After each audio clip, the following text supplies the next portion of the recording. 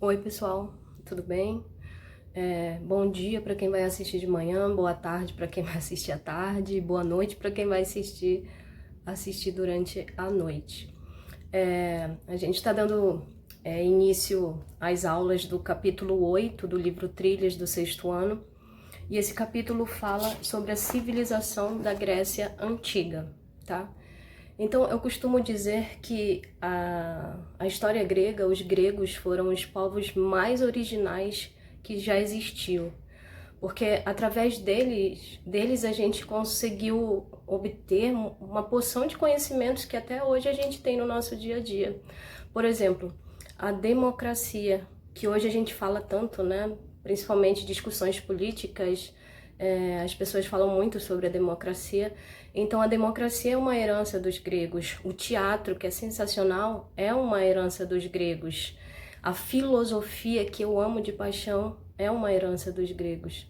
Então, hoje, no nosso dia a dia, a gente tem um monte de coisa que foi herança dos gregos, né? Por isso que eu costumo dizer que foram os povos mais originais, que tudo que surgiu depois pega um pouquinho lá dos gregos para poder contar a sua história, digamos assim, tá? Então vocês já sabem que a gente tem uma porção de herança dos gregos na nossa vida. A civilização grega, pessoal, ela surgiu por volta do século V a.C., lá na Península Balcânica, tá?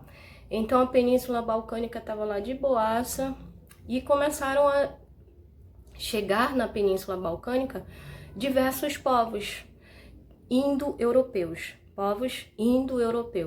Aí tu pergunta, mas o que é povo indo-europeu, professora? Eram povos que vinham da Ásia Menor. Pensa aqui comigo, a Ásia Menor tá bem aqui e a Península Balcânica tá bem aqui do ladinho. Só fizeram atravessar da Ásia Menor, os povos indo-europeus, para a Península Balcânica. E esses povos foram particularmente 4, tá? Os jônios, os aqueus, os eólios e os dórios, ok? Os jônios, os aqueus, os eólios e os dórios. Então essa moçada chegou lá na Península Balcânica e começou a fundar cidades, né? As cidades na Grécia Antiga eram chamadas de polis, tá? Polis em grego quer dizer cidade. E essas cidades eram completamente diferentes entre si, tanto que elas ficaram conhecidas por serem cidades-estado. Cidade-estado.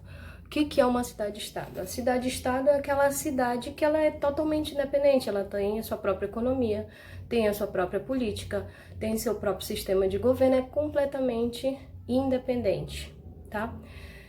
Um dos motivos que fez com que essas cidades fossem independentes e totalmente diferentes uma das outras, a única coisa que unia os gregos era a língua grega que todos eles falavam, mas as cidades eram totalmente diferentes entre si, a cultura era muito diferente entre si.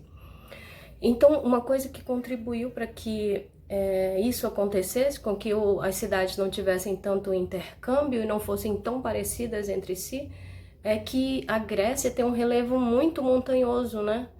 De difícil acesso. Então, particularmente a maioria das cidades, elas se voltaram para o comércio marítimo, porque por terra era difícil de viajar, né? Então eles passaram a viajar pelos mares.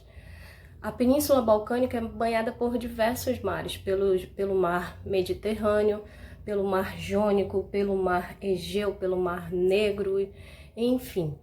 Então, devido ao fato do relevo da Grécia ser muito montanhoso, de difícil acesso mesmo, as cidades elas começaram a se desenvolver sozinhas, de forma autônoma, tanto que são chamadas de cidades-estado, ok? E aí, no decorrer das próximas aulas, a gente vai estudar particularmente 2 cidades-estado, que é Atenas e Esparta, ok?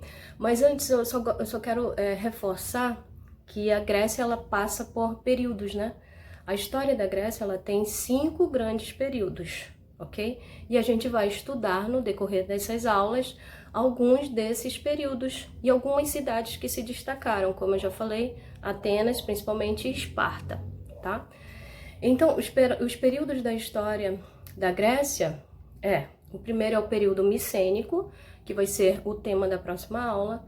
Depois vem o período homérico, depois o período arcaico, depois o período clássico e por último o período helenístico. São esses 5 períodos da história da Grécia, ok? O período micênico, que a gente vai ver na próxima aula, o período homérico, o período arcaico, o período clássico e o período helenístico, beleza? Então, na próxima aula, você já fica ligado que a gente vai falar sobre o período micênico, que é muito, muito, muito bacana, ok? Obrigada!